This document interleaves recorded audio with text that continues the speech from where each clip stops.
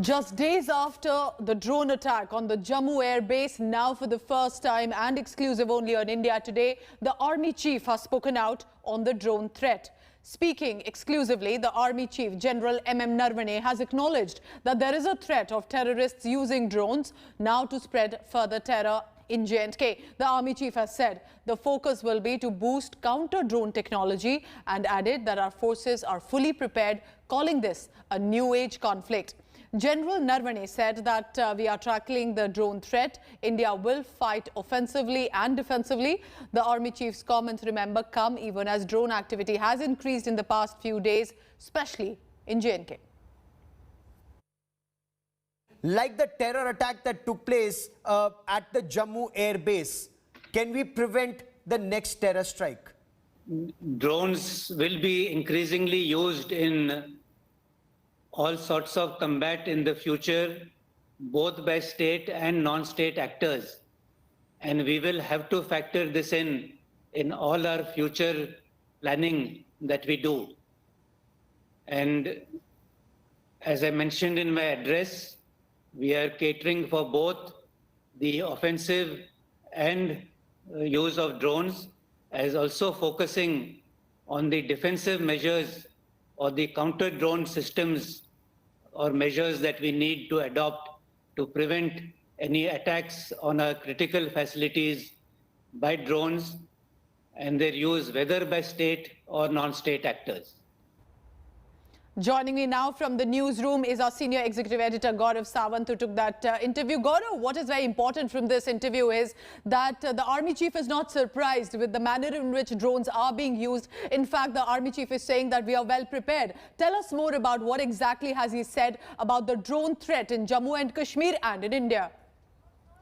You know, the general was speaking on the use of artificial intelligence, big data, and the use of technology in future warfare. Is India future warfare ready? And he gave examples of how, whether it was in Idlib or in Saudi Arabia or in Syria and Iraq, how drones have been used by non-state actors. Are we prepared for it? Did we anticipate it? Yes, we did. We are making preparations and increasingly in future combat, drones will be used. Remember, drones are the game changer even in that conflict that took place between Armenia and Azerbaijan. So the entire concept of warfare is now changing and air power becomes extremely significant, whether it is the use of air force or these unmanned combat aerial vehicles by state actors or non-state actors. What are countermeasures that India is taking? He chose not to elaborate on the specific steps being a security issue, but he said both kinetic and non-kinetic measures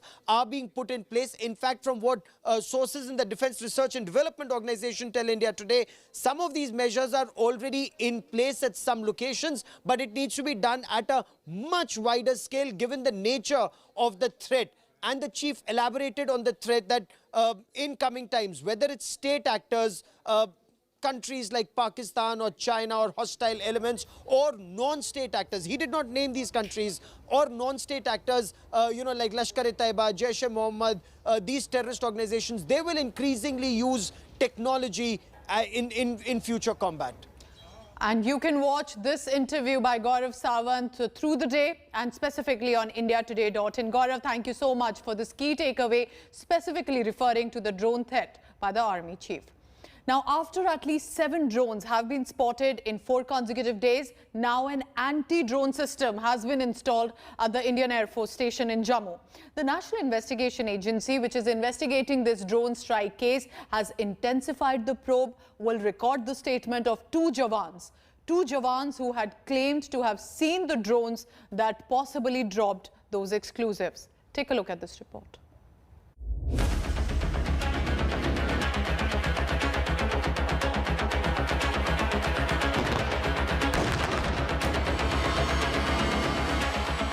Four days, 7 drones. The threat is real and escalating. The Indian security grid is on its toes ever since suspected Pakistan-sponsored terrorist in Jammu turned to high-tech terror.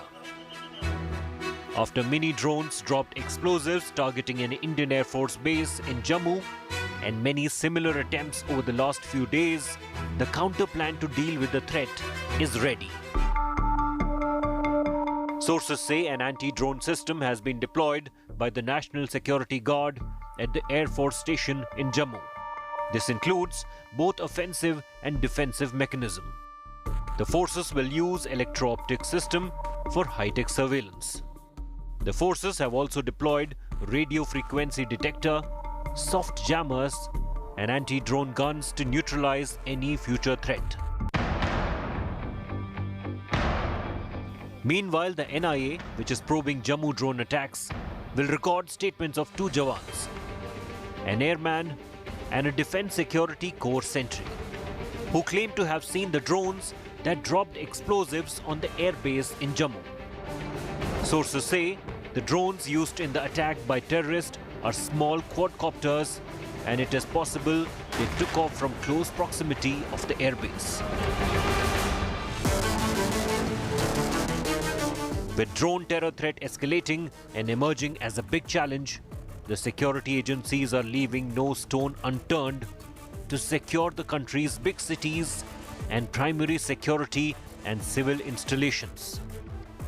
As Independence Day approaches, the anti-drone system developed by DRDO has been deployed near Red Fort. The system can detect and jam micro-drones up to 3 kilometers. This shield system uses laser to bring down a target. Over the past few years, terrorists in Syria, Iraq and Afghanistan have been using mini drones for terror, but India was immune to it so far. Now that the threat is finally here, the security establishment is acting swiftly to neutralize any attack from the skies. Bureau Report, India Today.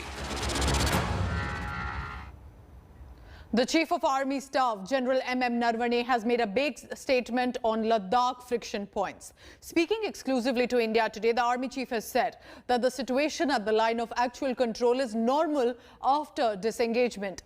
He has further added that both India and China have adhered to the disengagement. Speaking on the talks, Army Chief M.M. Narvane has said that India is engaging with China on diplomatic, political and military level. He has emphasized on the fact that talks have helped in building trust between two nations. He has assured that all issues with China will be soon resolved. General, if I may shift to the situation along the line of actual control, what's the current situation at the LAC and especially at the friction points, and in your appreciation, sir, the road ahead? Well, the situation on the LAC has been normal for quite some time now, ever since the disengagement took place again, which had happened in February this year, from the northern and southern banks of the Pangangso, as well as the Kailash ranges. And since then, both sides have strictly adhered in letter and spirit to the disengagement that was agreed upon. We are engaging with the Chinese at various levels, at the political level, at the diplomatic level, and of course at the military level, and in the military level also at different levels, whether it be the senior highest military commander down to the delegation leader. So this talk between us is going on, and this has helped build trust between the two sides, and going ahead, we are sure that we will be able to resolve all the remaining issues. After Prime Minister Narendra Modi met political leaders from Jammu and Kashmir, the Ministry of Home Affairs today met political representatives and civil society members from Ladakh, especially from Kargil region. 11 leaders from Ladakh are at the Home Ministry in capital to meet MOS Home G. Kishan Reddy. They have come under the banner of Kargil Democratic Alliance. The group will be presenting their two key demands in the meeting. First is immediate statehood for Ladakh. Second will be the restoration of Article 370.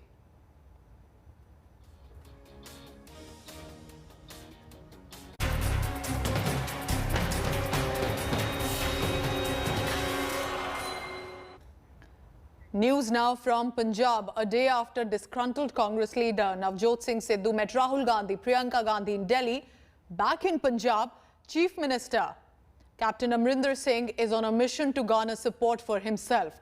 Amarinder Singh has invited supporters and MLAs for lunch at his residence in Chandigarh. The lunch currently on. The sources are now telling India Today that Captain's lunch diplomacy will be aimed to assess who will support him when Sidhu, if at all, gets a key role in Punjab Congress. Now remember, because Sidhu had met Rahul Gandhi for over an hour last evening, speculation is now rife that there could be a key responsibility that could be given to Navjot Singh Sidhu, the popular Neta, former cricketer, and that news may come in a day or two.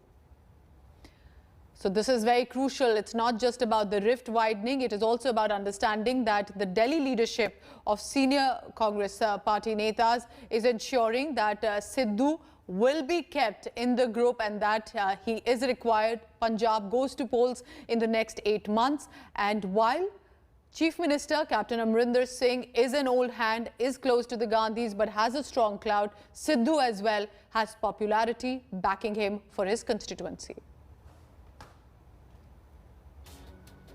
And we're just in a short while going to go across to that very crucial lunch meeting. Crucial because Captain is ensuring that while Sidhu may get the benefit of doubt from the leadership in Delhi, he also needs to stay prepared. If at all things come to a worse pass, he will have his MLAs, his supporters ready, because he would not want Sidhu to get a very senior crucial position, and he has made it clear that he would not be supportive of the change if at all Sidhu gets a key responsibility in Punjab Congress. So let's go across now to Chandigarh, because Manjeet Sehgal is right outside the residence of the Chief Minister of Punjab. Manjeet, so is the Khana Pina still going on there at the residence of the Chief Minister?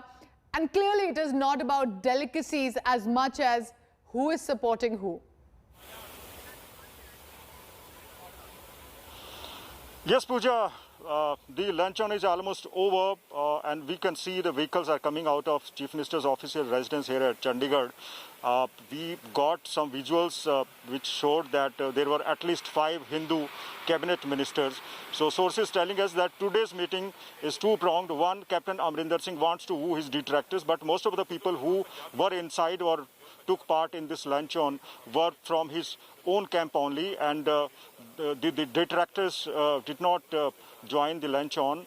And the second thing which is Captain Amarinder Singh is eyeing is the Hindu vote share. That is why most of the invitees were from urban areas and most of them were the Hindu leaders. 5 of the cabinet ministers who are Hindus are inside. Remember, there is a 38% Hindu vote share in Punjab, and out of which 34 Dalit seats are also there.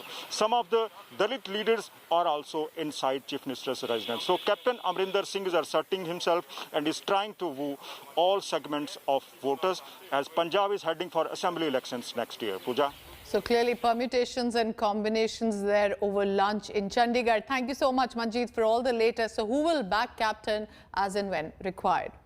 Coming back now to national capital Delhi, there's a severe heat wave that continues. People have been complaining about the rising temperature. Now Delhi has recorded 43 degrees Celsius on Wednesday, the highest recorded temperature for the city this year so far. As per the IMD Delhi NCR region, it is only likely to see heat wave conditions even more during the next 2 days. Maximum temperature around is expected to go till 42 degrees Celsius. Minimum will hover around 32 degrees. However, the IMD has predicted that Delhi NCR can start receiving monsoon rainfall by 7th of July as conditions are likely to become favorable for monsoon. Now, the sudden rise in temperature has also increased power consumption by the users in the national capital, Delhi. Usually by July 1, it's wet, rainy day in the northern India or the northwest, including the national capital and the NCR region. But unlike the usual days this time, the heat wave is quite serious. And as per the meteorological department on Wednesday, the mercury level was 43.5 degrees Celsius, which is the highest so far this year. So clearly there is no respite for the people in the national capital for next few days. As the IMD says, the monsoon is now delayed for more than a week.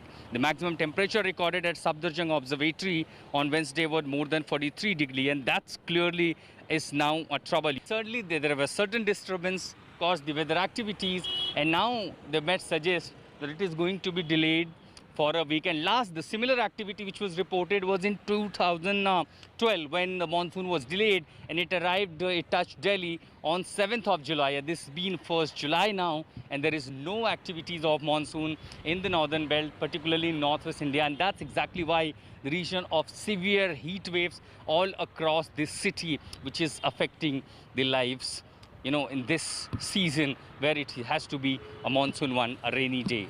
With this report in the national capital with Alok Das, I'm Ashutosh Mishra for India Today. 3 दिन से बहुत बुरा हाल है। अच्छा, बहुत ज़्यादा ही बुरा हाल 3 दिन से। अभी में रात में नाइट में लाइट भी कट जाती है, समस्या हो रही है। अब ड्यूटी आने के लिए बस में इतनी प्रॉब्लम हो रही है कि बस में चढ़ नहीं जा रहा है। गर्मी परेशान कर रही है इस साल? बिल्कुल सर, गर्मी तो बहुत तेज है। कितने दिन से ज़्यादा दिक्कत हो रही है?